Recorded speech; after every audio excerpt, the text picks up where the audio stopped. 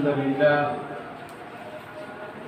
نحمده ونستعينه ونستغفره ونؤمن به ونتوكل عليه ونعوذ بالله من شرور أنفسنا ومن سيئات أعمالنا من يهده الله فلا مضل له ومن يضلله فلا هادي له وأشهد أن لا إله إلا الله وأشهد أن محمدا عبده ورسوله أعوذ بالله من الشيطان الرجيم من حمده ونفخه ونفسه بسم الله الرحمن الرحيم يا أيها الذين آمنوا اتقوا الله حق تقاته ولا تموتن إلا وأنتم مسلمون يا أيها الناس اتقوا ربكم الذي خلقكم من نفس واحدة وخلق منها زوجها وبث منهما رجالا كثيرا ونساء واتقوا الله الذي تساءلون به والأرحام إن الله كان عليكم رقيبا يا أيها الذين آمنوا اتقوا الله وقولوا قولا سديدا يصلح لكم أعمالكم ويغفر لكم ذنوبكم ومن يطع الله ورسوله فقد فاز فوزا عظيما أما بعد فإن خير الحديث كتاب الله وخير الهدي هدي محمد صلى الله عليه وسلم وشر الأمور محدثاتها وكل محدثة بدعة وكل بدعة ضلالة وكل ضلالة في النار بسم الله الرحمن الرحيم كنتم خير أمة أخرجت للناس تأمرون بالمعروف وتنهون عن المنكر وقالت خديجة رضي الله عنها إنك لتصل الرحم وتحمل الكلب وتكسب المعدوم وتقرئ الضيف وتعين على نوائب الحق رواه البخاری۔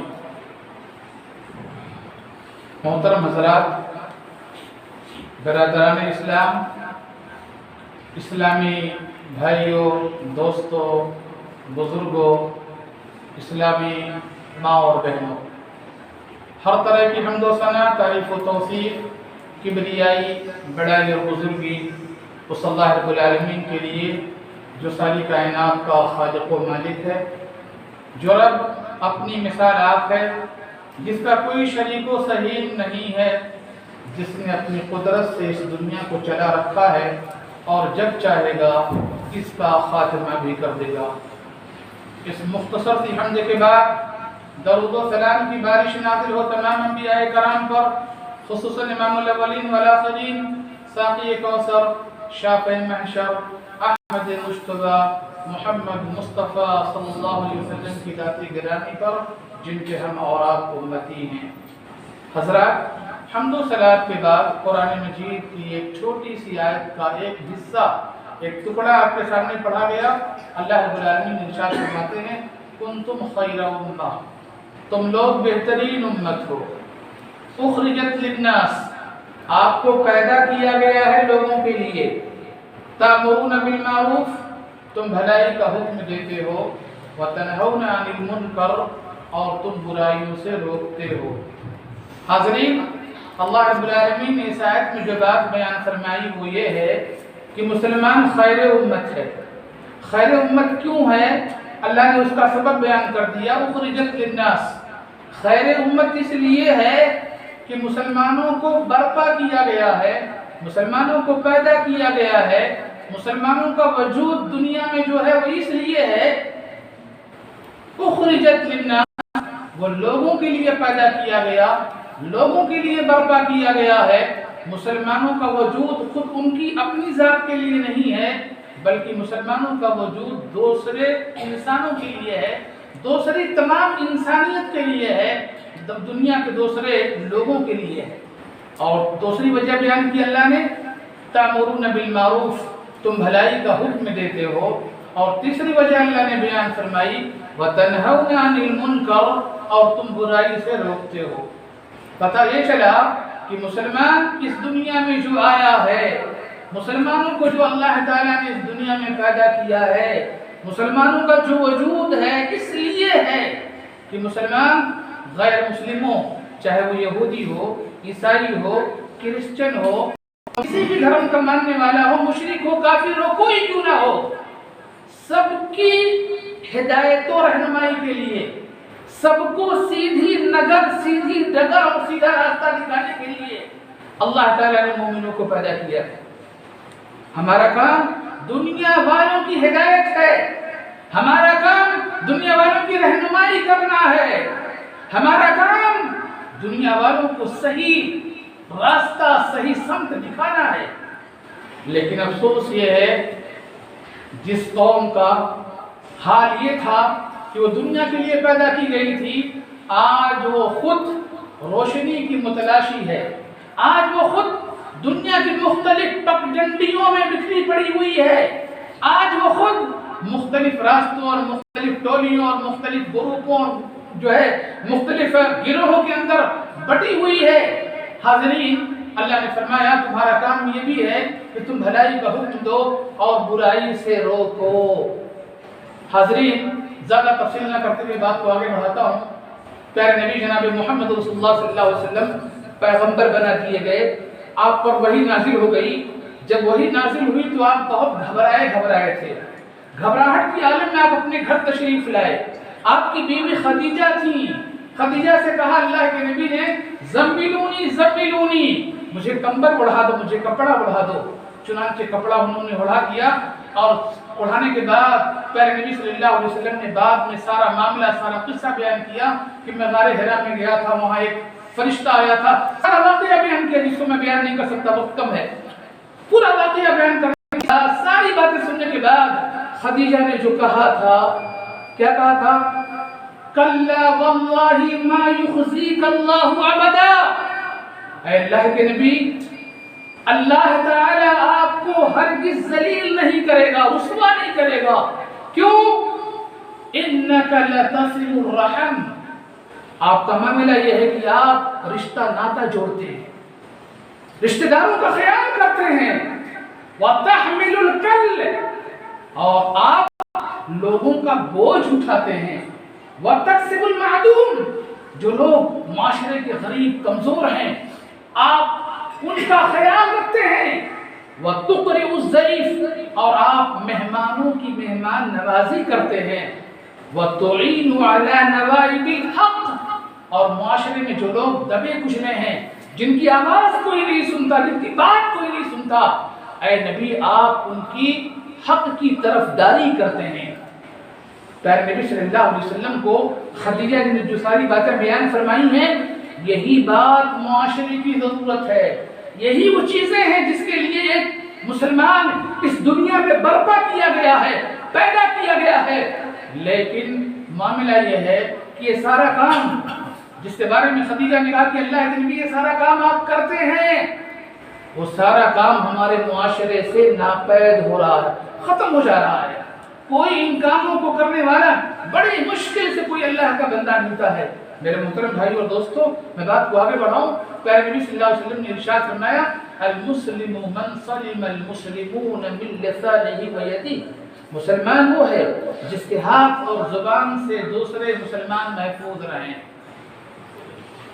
کسی کو یہ غلط فہمی نہ ہو کہ یہاں تو یہ کہا جا رہا ہے کہ مسلمان وہ ہے جس کے ہاتھ اور زبان سے دوسرے مسلمان محفوظ رہیں۔ اس کا مطلب یہ ہے کہ ایک مسلمان دوسرے غیر مسلموں کو تکلیف پہنچا سکتا ہے، اپنے ہاتھ اور زبان سے دوسروں کو گالی دے سکتا ہے، دوسروں کو برا بھلا کہہ سکتا ہے۔ میرے محترم بھائی اور دوستو، معاملہ یہ نہیں ہے۔ پیارے نبی صلی اللہ علیہ وسلم نے آپ نے یہ حدیث جس معاشرے میں بیان فرمائی ہے، اس معاشرے کے اکثر لوگ صحابہ تھے، اکثر لوگ مسلمان تھے، اس لیے پیارے نبی صلی اللہ علیہ وسلم نے بات ارشاد فرمائی کہ مسلمان وہ ہے جس کے ہاتھ اور زبان سے دوسرے مسلمان محفوظ رہیں.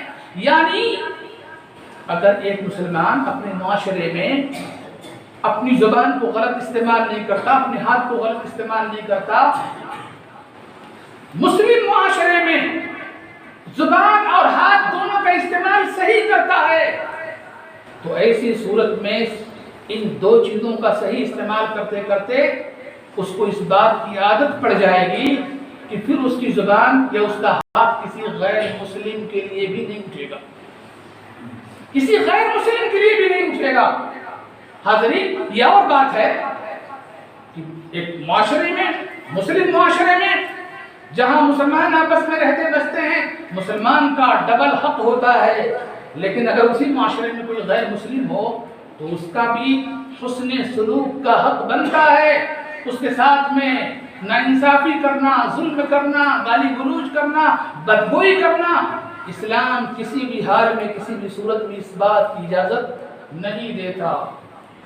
حاضرین، پیارے نبی جناب محمد رسول اللہ صلی اللہ علیہ وسلم نے ایک مرتبہ ارشاد فرمایا کہ اگر کوئی، آپ نے یہ کہا کہ اگر کوئی جنازہ جا رہا ہے تو جنازے کی تعظیم میں کھڑے ہو جاؤ. صحابہ نے یہ سمجھا کہ شاید یہ معاملہ مسلمانوں کے ساتھ میں خاص ہے.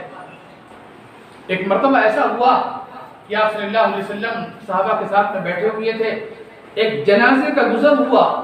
آپ صلی اللہ علیہ وسلم نے جیسے ہی جنازے کو دیکھا آپ کھڑے ہو گئے. صحابہ نے کہا اللہ کے نبی، یہ تو یہودی کا جنازہ ہے. آپ صلی اللہ علیہ وسلم نے ارشاد فرمایا کیا یہودی انسان نہیں ہے؟ موت موت ہے، موت موت ہے، یعنی موت کے معاملے میں سب برابر ہیں. لہذا آپ صلی اللہ علیہ وسلم نے کھڑے ہونے کا حکم دیا تھا. یہ اور بات ہے کہ آپ صلی اللہ علیہ وسلم نے بعد میں آپ نے اس حکم کو منسوخ کر دیا کہ جنازے کو دیکھ کر کے کھڑا نہیں ہونا چاہیے، آپ نے اس بات کو ختم کر دیا. لیکن میں آج یہ کر رہا ہوں کہ جب تک یہ معاملہ تھا تب تک آپ صلی اللہ علیہ وسلم نے کوئی عیسائی ہو، کوئی یہودی ہو، کوئی مسلم ہو، کوئی کافر ہو، ہر ایک کے جنازے کو دیکھ کر کے کھڑے ہونے کی بات آپ کو جو ارشاد فرمائی، اس لیے فرمائی تھی کہ انسان بہرحال انسان ہے، چاہے وہ یہودی ہو عیسائی ہو. پیارے نبی صلی اللہ علیہ وسلم نے اور ایک حدیث میں ارشاد فرمایا، آپ نے کہا کہ اگر کسی کے کھیت میں، کسی کے باغ میں، کسی کے پلاٹ میں کوئی جانور، کوئی پرندہ، کوئی جو ہے چڑیا کوئی چیز چگ لیتی ہے، کھا لیتی ہے، تو اس مالک کو اس پر اجر و ثواب ملے گا. صحابہ نے کہا اللہ کے نبی، کیا جانوروں اور پرندوں کے چرنے پر ہم کو ثواب ملے گا؟ اللہ کے نبی صلی اللہ علیہ وسلم نے ارشاد فرمایا فی کل کبد رطبۃ اجر، فی کل کبد رطبۃ اجر. ہر تر کلیجہ، ہر وہ جانور، ہر وہ چیز جس کے اندر کلیجہ موجود ہے، اس کو ٹھنڈک پہنچانے میں، اس کو سکھ پہنچانے پر تم کو ثواب ملے گا، اجر، جزا اور بدلہ ملے گا. پتہ یہ چلا چاہے وہ مسلم ہو، غیر مسلم ہو، چاہے وہ پرندہ ہو، جانور ہو، کتا ہو، بلی ہو، کوئی کیوں نہ ہو، اگر ہم ان ساری چیزوں کا خیال رکھتے ہیں تو اسی صورت میں ہم کو اللہ رب العالمین کے ہاں جزا اور بدلہ اور اجر اور ثواب ملے گا. جیسا کہ بخاری شریف کی مشہور روایت جس کو آپ نے بارہا سنا ہے کہ ایک عورت جو فاحشہ تھی، بدکار تھی، سفر کر رہی تھی، کہیں جا رہی تھی، اس کو پیاس لگی، اور پیاس جب لگی تو اس نے جو ہے کنواں ڈھونڈا. کنواں ڈھونڈنے کے بعد اپنے موزے کے ذریعہ، اپنے خف کے ذریعہ پانی نکالا، اور پانی نکال کر کے اس نے سیراب، اپنے آپ کو سیراب کر لیا، پانی پی لیا. جیسے ہی وہ سیراب ہوئی، اس نے یہ دیکھا کہ ایک کتا آیا ہوا ہے، جو کتا زبان نکالے ہوا ہے اور جو ہے کنویں کے مڈیر پر چکر لگا رہا ہے. عورت یہ دیکھ کر کے اس کو احساس ہوا کہ جس طرح میں پیاسی تھی اسی طریقے سے یہ کتا بھی پیاسا ہے. چنانچہ وہ عورت اپنے جراب، اپنے خف اور اپنے موزے کو دوبارہ ڈول بناتی ہے اور اپنی اوڑھنی کے سہارے سے جو ہے رسی بناتی ہے، اور رسی بنا کر کے پھر وہ پانی نکالتی ہے، اور نکالنے کے بعد اس کتے کو پلاتی ہے. پیارے نبی صلی اللہ علیہ وسلم ارشاد فرماتے ہیں وہ عورت بڑی فاحشہ تھی، بدکار عورت تھی، لیکن اس کا یہ عمل جو اس نے ایک کتے کے ساتھ میں کیا تھا، اس کا یہ عمل جو اس نے ایک کتے کے ساتھ میں کیا تھا، اس کی وجہ سے اللہ تعالیٰ نے اس کو معاف کر دیا، بخش دیا۔ حاضرین، کہنا میں کیا چاہ رہا ہوں، ایک کتا اگر آپ اس کو پانی پلا رہے ہیں تو یہ آپ کی بخشش کا سبب بن سکتا ہے۔ اگر کوئی غیر مسلم ہے، چاہے وہ یہودی ہو، عیسائی ہو، کوئی کیوں نہ ہو، اگر آپ اس کے ساتھ میں حسن سلوک کرتے ہیں تو آیا کیا اجر کے، جزا کے، ثواب کے مستحق نہیں بنیں گے؟ یقیناً بنیں گے۔ بات کو میں آگے بڑھا دوں، پیارے نبی جناب محمد رسول اللہ صلی اللہ علیہ وسلم نے ارشاد فرمایا، بخاری کی روایت، ایک عورت جو بڑی زاہدہ تھی، متقیہ تھی، پرہیزگار تھی، روزے پہ روزے رکھتی تھی، نماز پہ نماز پڑھتی تھی، قرآن کی بڑی کثرت کے ساتھ میں تلاوت کیا کرتی تھی، لیکن اس نے ایک غلط کام کیا۔ غلط کام یہ کیا کہ اس کے گھر میں جو اس نے بلی پال رکھا تھا، اس کسی بات پر ناراض ہو کر کے اس نے بلی کا دانا پانی سب بند کر دیا۔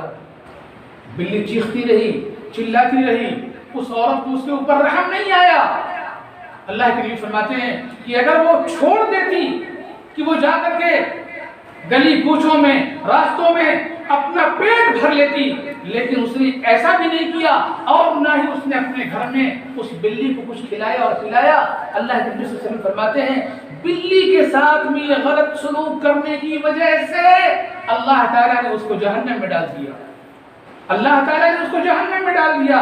میں آج یہ کر رہا ہوں، بتانا یہ چاہ رہا ہوں کہ جب بلی اور کتے کے ساتھ میں ایسا معاملہ کرنے کی وجہ سے ایک فاحشہ اور بدکار عورت جو ایک کتے کو پانی پلائے تو جنت میں جا سکتی ہے، ایک زاہدہ اور متقیہ عورت اگر بلی کو کھانا پانی نہ دے، بلی تڑپ تڑپ کر کے مر جائے، تو ایسی زاہدہ اور متقیہ عورت جہنم میں جا سکتی ہے۔ تو اگر کتے اور بلی کا اتنا مقام ہے تو ایک عام انسان کا کتنا زیادہ مقام ہوگا۔ حاضرین، میں بات کو آگے بڑھاؤں،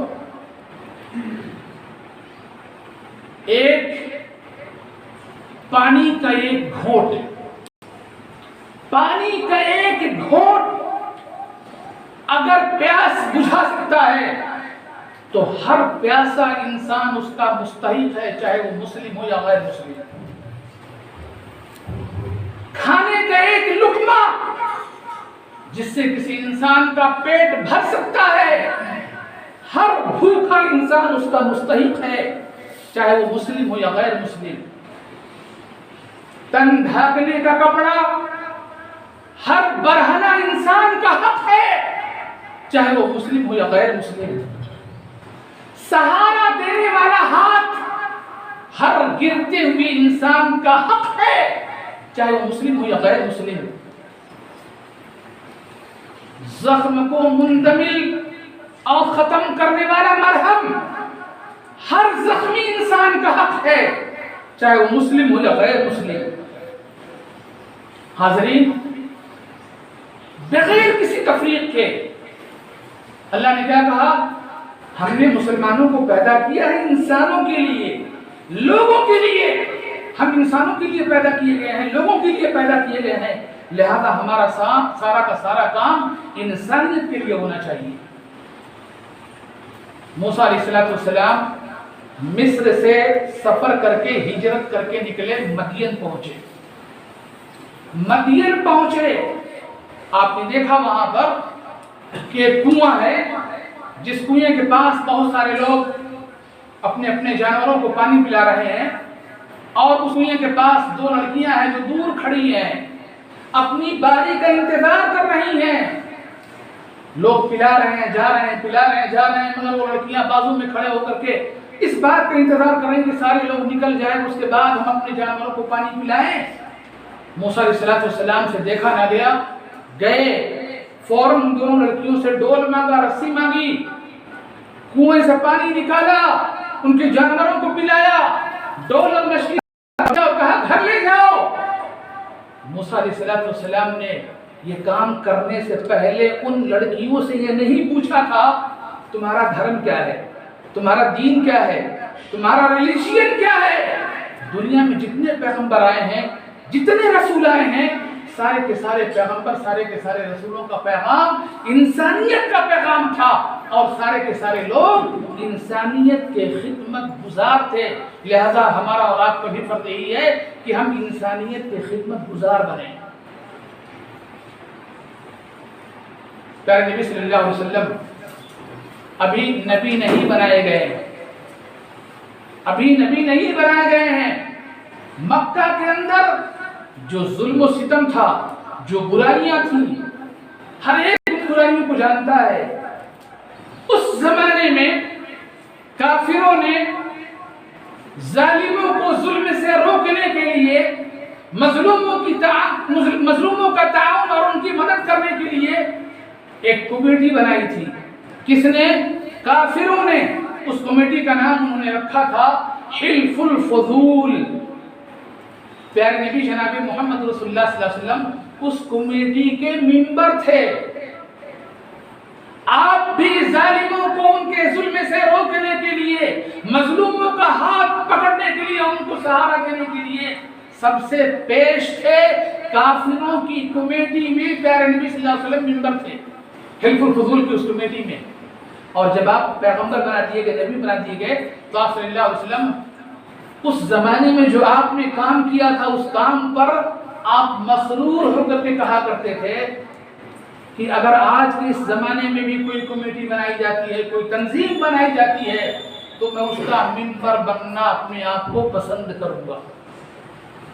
عرض میں کیا کرنا چاہ رہا ہوں، آپ کو میسج اور پیغام کیا دینا چاہتا ہوں کہ جناب محمد رسول اللہ صلی اللہ علیہ وسلم نبی اور رسول بنائے جانے سے پہلے انسانیت کی خدمت کرتے تھے، ظالموں کو ان کے ظلم سے روکتے تھے، مظلوموں کی مدد کیا کرتے تھے۔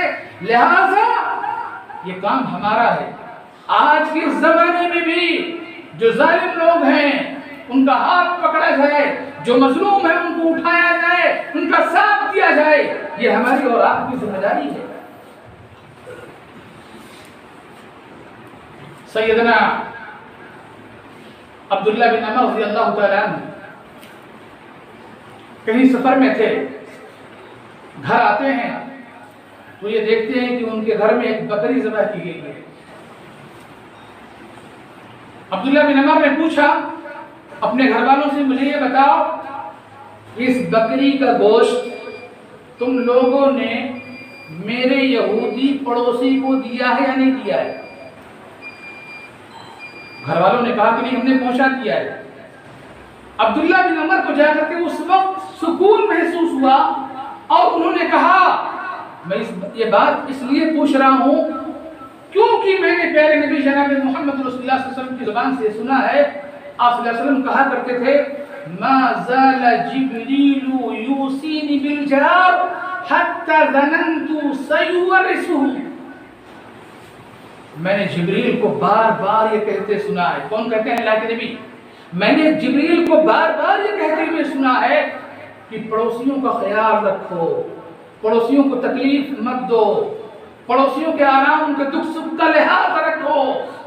اتنا جبریل علیہ السلام، اللہ کے نبی فرماتے ہیں، اتنا مجھے تاکید کرتے تھے جبریل کہ میں یہ سمجھ گیا کہ کہیں ایسا نہ ہو جبریل یہ بھی کہہ دیں کہ تمہارے انتقال کر جانے کے بعد تمہارے مالوں میں، پڑوسیوں کے مالوں میں، تمہارے مال میں پڑوسی کا بھی حق ہے، تمہارے مال میں یعنی ایک پڑوسی دوسرے پڑوسی کے میراث کا بھی حق ہے۔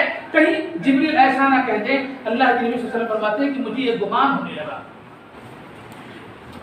تو عبداللہ بن عمر نے کہا کہ پہلے اس یہودی پڑوسی کو گوشت پہنچایا جائے، چنانچہ اس کو گوشت پہنچایا گیا، اور جب پہنچا دیا گیا تب جا کر کے ان کو چین اور سکون نصیب ہوا۔ حاضرین، اس طرح کے واقعات اور اس طرح کی باتیں تاریخ کے دامن میں بھری پڑی ہیں۔ پیارے نبی جناب محمد رسول اللہ صلی اللہ علیہ وسلم کے خدمت میں ایک یہودی بچہ رہا کرتا تھا، ایک یہودی بچہ آپ کی خدمت کرتا تھا۔ ایک دن آپ صلی اللہ علیہ وسلم کو یہ بات معلوم ہوئی کہ بچے کی طبیعت خراب ہے۔ آپ صلی اللہ علیہ وسلم اس کے گھر جاتے ہیں، بچے سے اس کی عیادت کرتے ہیں، اس کے حالات معلوم کرتے ہیں۔ نبی صلی اللہ علیہ وسلم نے دیکھا کہ اس کی سانس اکھڑ رہی ہے، گویا کہ یہ بچہ ابھی چند لمحوں کا مہمان ہے، اس کی آخری سانس ہے۔ آپ صلی اللہ علیہ وسلم نے فوراً اس بچے سے کہا، اے بچے اسلام قبول کر لے، اسلام قبول کر لے۔ بچہ اتنا سننے کے بعد اپنے باپ کی طرف، جو اس کا باپ اس کے سر کے پاس بیٹھا ہوا تھا، اس کی طرف دیکھنے لگتا ہے۔ دیکھنے کا مطلب گویا کہ اپنے باپ سے وہ مشورہ طلب کر رہا ہے کہ نبی صلی اللہ علیہ وسلم جو کہہ رہے ہیں اسلام قبول کر لو، آپ کا حکم کیا ہے؟ باپ نے فوراً کہا، اطیع ابا القاسم، ابو القاسم صلی اللہ علیہ وسلم کی اطاعت کرو، ان کی بات مان لو۔ چنانچہ فوراً بچہ اشہد اللہ الہ الا اللہ واشہد ان محمدا عبدہ ورسولہ پڑھتا ہے، اور پڑھنے کے بعد مسلمان بن جاتا ہے۔ پیارے نبی جناب محمد رسول اللہ صلی اللہ علیہ وسلم فرماتے ہیں، الحمدللہ الذی انقذہ ھذا عن النار، تمام تعریف صلی اللہ رب العالمین کے لیے ہے جس اللہ رب العالمین نے اس بچے کو جہنم کی آگ سے بچایا۔ حاضرین، میں پیغام کیا دے رہا ہوں کہ پیارے نبی صلی اللہ علیہ وسلم اس یہودی سے اس کی بیماری کے عالم میں اس سے ملاقات کرنے کے لیے گئے، اس کی عیادت کرنے کے لیے گئے، اس کی تیمارداری کرنے کے لیے گئے، اور یہ عیادت اور اس کی تیمارداری اس کے اسلام لانے کا سبب بنا۔ ہم کتنے لوگوں کے پاس جاتے ہیں ان کی عیادت کرنے کے لیے، غیر مسلم ہو، یہودی ہو، عیسائی ہو، جو کہ ہمارے دوست ہیں، سب بیپار ہے، تجارت ہے، بڑے بڑے بزنس ہیں، ساری چیزیں ہیں، لیکن ہم ان کے ساتھ میں ان کی عادت کے لیے، ان کی خیریت دریافت کرنے کے لیے کتنی بار جاتے ہیں، اور کتنی بار ہم ان کے سامنے اسلام کی دعوت کو پیش کرتے ہیں۔ اچھا، جہاں سے بات اور سمجھ میں آئی، پیارے نبی صلی اللہ علیہ وسلم نے کہا، الحمدللہ الذی انقذہ ھذا عن النار، تمام تعریف اس اللہ رب العالمین کے لیے ہے جس اللہ رب العالمین نے اس بچے کو جہنم کی آگ سے بچایا۔ دیکھیے کتنا بہترین میسج اللہ کے نبی دینا چاہتے ہیں۔ کوئی انسان اگر کوئی اچھا کام کرتا ہے، کوئی اچھا کام اللہ تعالیٰ اس سے کروا دیتا ہے، تو اس کو یہ نہیں کہنا چاہیے کہ یہ کام میں نے کیا ہے، اس کو کہنا یہ چاہیے کہ یہ کام اللہ نے کروایا ہے، جس اللہ نے کروایا ہے اس کے لیے تعریف ہے۔ ہمارا اور آپ کا معاملہ یہ ہے، کوئی بھی چھوٹا سا بھی اچھا کام اگر ہم کرتے ہیں تو سارا ڈھنڈورا یہ پیٹتے ہیں کہ صاحب یہ کام ہم نے ہی کیا ہے، اگر ہم نہ ہوتے تو یہ کام نہ ہوتا۔ حالانکہ لوگوں کو یہ معلوم نہیں ہے کہ اللہ تعالیٰ کیسے کیسے لوگوں سے کام لے لیتا ہے۔ ان اللہ لا یؤید ھذا الدین بالرجل الفاجر، اللہ تعالیٰ کو جب مقصود ہوا تو اس دین کا کام فاسق اور فاجر لوگوں سے بھی لے لیتا ہے، فاسق و فاجر لوگوں سے بھی، جن کے بارے میں آپ سوچ نہیں سکتے، تصور نہیں کرتے، غیر مسلموں سے بھی اللہ تعالیٰ اسلام کا کام لے لیتا ہے۔ بات کو آگے بڑھا دوں میں، پیارے نبی صلی اللہ علیہ وسلم نے ارشاد فرمایا، اماطۃ الاذى عن الطریق صدقہ، تکلیف دہ چیز کو راستے سے ہٹانا صدقہ ہے۔ کوئی بھی تکلیف دہ چیز ہے جو راستے میں پڑی ہوئی ہے، پتھر ہے، لکڑی ہے، کانچ ہے، گلاس ہے، کوئی بھی چیز ہے، اس کو ہٹانا صدقہ ہے۔ ہمارا اور آپ کا معاملہ کیا ہے؟ ساری غلاظتیں، سارا ویسٹ، بیکار چیزیں ہم لے جا کر کے راستے ہی پہ ڈالتے ہیں۔ ہمارا معمول ہے، اللہ کے نبی فرما رہے ہیں راستے سے تکلیف دہ چیز کو ہٹاؤ، یہ صدقہ ہے۔ مدھیہ پردیش میں ایک مسلمان جس کا ایک دوست برہمن تھا، دونوں دوست تھے، ہمیشہ ایک دوسرے کے ساتھ میں آتے جاتے رہتے تھے۔ دونوں دوست ایک دن موٹر سائیکل پر کہیں جا رہے ہیں، جاتے جاتے مسلمان ڈرائیونگ کر رہا ہے اور برہمن دوست پیچھے بیٹھا ہوا ہے۔ وہ یہ دیکھ رہا ہے کہ راستے پر پتھر پڑا ہوا ہے جو کسی بھی گاڑی کو تکلیف پہنچا سکتا ہے، چنانچہ وہ فوراً اپنی ڈرائیونگ بند کرتا ہے، روکتا ہے، اور روکنے کے بعد جاتا ہے، اس پتھر کو ہٹاتا ہے، اور ہٹا کر کے راستے سے پھر آتا ہے اور ڈرائیونگ شروع کر دیتا ہے۔ برہمن جو دوست تھا وہ غصے میں آ جاتا ہے، کہتا ہے تم نے یہ کون سا کام کیا؟ یہ کام PWD والوں کا ہے، حکومت کا ہے، اس کام کے لیے تم گاڑی روکے اور ٹھہرائے، اپنا وقت ضائع اور برباد کیے، اور پھر جا کر کے تم نے اس پتھر کو ہٹایا، یہ کام تمہارا تو نہیں ہے۔ اس مسلمان نے جو بات کہی وہ یہی بات، یہی حدیث، اماتۃ العذى عن الطریق صدقہ، تکلیف دہ چیز کو راستے سے ہٹاؤ، یہ صدقہ ہے تمہارے لیے۔ ایک پیارے نبی صلی اللہ علیہ وسلم کی بات ہے، اس سنت پر عمل کرنے کے لیے میں نے گاڑی روکی ہے اور پتھر کو ہٹایا ہے۔ برہمن کی عقل کے تالے کھل جاتے ہیں، پوچھتا ہے کیا تمہارے نبی نے یہ بات کہی ہے؟ کوئی انسان مسلمان کہتا ہاں ہمارے نبی نے یہ بات کہی ہے، اس کے دماغ کے دریچے کھلتے ہیں، اور وہ مسلمان پھر اس کے بعد اس کو اسلامی کتابیں دینا شروع کرتا ہے، اور وہ اسلامی کتابوں کا مطالعہ کرتا ہے۔ بمشکل 6 مہینے کے بعد وہ برہمن صرف ایک حدیث پر عمل کر لینے کی وجہ سے، راستے سے تکلیف دہ چیز کو ہٹاؤ، یہ تمہارے لیے صدقہ ہے، اس مسلمان نے جو عملی طور پر کیا تھا اس کی وجہ سے یہ برہمن 6 مہینے کے بعد مسلمان ہو گیا۔ کب مسلمان ہوا؟ جب اس نے اسلامی تاریخ کو اور اسلامی کلچر کو، اسلام کی تمام چیزوں کو اس نے خود اپنے آنکھوں سے مطالعہ کیا، اور مطالعہ کرنے کے بعد پرکھا، اور اس کو یہ بات معلوم ہوئی کہ یقیناً مسلمانوں کے پیغمبر جناب محمد رسول اللہ صلی اللہ علیہ وسلم نے جو تعلیم دی ہے، یہ تعلیم ساری انسانیت کے لیے ہے، لہذا وہ مسلمان بن گیا۔ میں کہنا کیا چاہتا ہوں، اگر اس طریقے سے جو چھوٹی چھوٹی باتیں ہمارے معاشرے میں ہیں، اگر ہم اس پر عمل کرنے لگیں، ہم مسلمان خود اس پر عمل کرنے لگیں، تو غیر مسلم اس کو دیکھ کر کے کوئی بعید بات نہیں ہے کہ اللہ تعالیٰ ان کے دلوں میں اسلام کی محبت کو ڈال دے اور وہ لوگ اسلام کو قبول کر لیں۔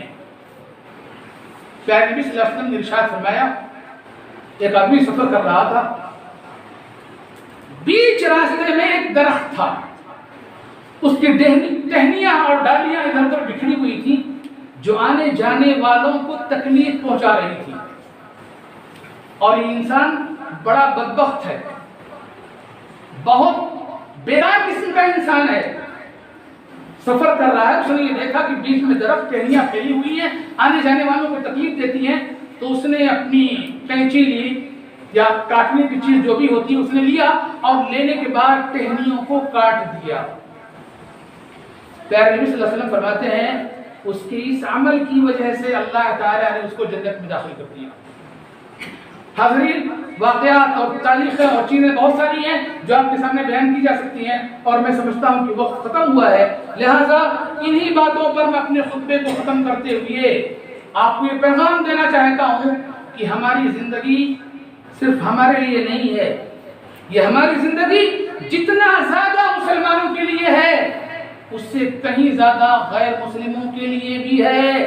ہم اپنی زندگی سے، اور آج کے موسم میں، آج کے ماحول میں جو کہ کرونا کا موسم چل رہا ہے، اس ماحول میں تو اسلام کو پھیلانے کا، اسلام کی تبلیغ کا اتنا سنہرا موقع کبھی نہیں آیا تھا، جتنا بہترین موقع اس وقت ہم کو ملا۔ اگر ہم چاہتے تو اسلام کی تبلیغ بڑے اونچے پیمانے پہ کر سکتے تھے، بڑے اونچے پیمانے پہ کر سکتے تھے، اور لوگ جوک در جوک ہمارے اسلام کی طرف آتے، کیونکہ دیکھتے ہو کہ اسلام، مسلمان یہ ساری کی ساری انسانیت کی خدمت گزار ہے، کسی یہاں ان کے یہاں بھید بھاؤ نہیں ہے، مسلمان ہے تو اس کا تعاون کر رہے ہیں، اس کی مدد کر رہے ہیں، غیر مسلم ہے تو اس کو چھوڑ رہے ہیں، نہیں میرے محترم بھائی اور دوستو، ہر ایک کا تعاون کرنا، ہر ایک کی مدد کرنا، یہ اسلام نے مسلمانوں کو سبق سکھایا ہے، لہٰذا ضرورت اس بات کی ہے کہ آج کے ماحول میں ہم اسلام کے پیغام کو سمجھیں اور جانیں، اور جان کر کے اس پر عمل کرنے کی کوشش کریں۔ اللہ رب العالمین سے دعا ہے کہ اللہ تعالیٰ مجھ کو اور آپ کو ان تمام باتوں پر جو آپ کے سامنے عرض کی گئی ہیں، مجھے اور آپ کو سب کو عمل کرنے کی توفیق عطا فرمائے۔ ہمارا وجود صرف ہمارے لیے نہیں، دنیا کے دیگر اقوام کے لیے بھی ہے، ان کے ساتھ ہم کتنا اچھا سلوک کر سکتے ہیں، کتنا اچھا برتاؤ کر سکتے ہیں، اپنا کتنا اچھا اخلاق پیش کر سکتے ہیں، یہی اخلاق تھا جس کے ذریعہ پیارے نبی صلی اللہ علیہ وسلم نے غیر مسلمین کو مسخر کیا تھا، اور غیر مسلم آپ کی طرف بھاگے بھاگے، دوڑے دوڑے، جوک در جوک آ رہے تھے۔ ظالم سے لیا ظلم کا بدلہ، نہ کسی وقت مارا بھی تو اخلاق کی تلوار سے مارا۔ پیارے نبی صلی اللہ علیہ وسلم تلوار اٹھانے کے قائل نہیں تھے، ہاں اخلاق کی تلوار سے آپ نے ہمیشہ اپنے دشمنوں کو گھائل کیا تھا۔ لہذا ہم اور آپ اپنے دشمنوں کو اگر گھائل کرنا چاہتے ہیں، مارنا چاہتے ہیں، تو اپنے اخلاق سے مارنے کی کوشش کریں۔ اللہ تعالیٰ مجھ کو اور آپ کو اس بات کی توفیق عطا فرمائے۔ اللہ تعالیٰ جب تک ان کو اس دنیا میں رکھے، ایمان و اسلام پر قائم و دائم رکھے، جب ہمارا خاتمہ ہو تو ایمان بالخیر ہو۔ آمین۔ وآخر دعوانا ان الحمد للہ رب العالمین۔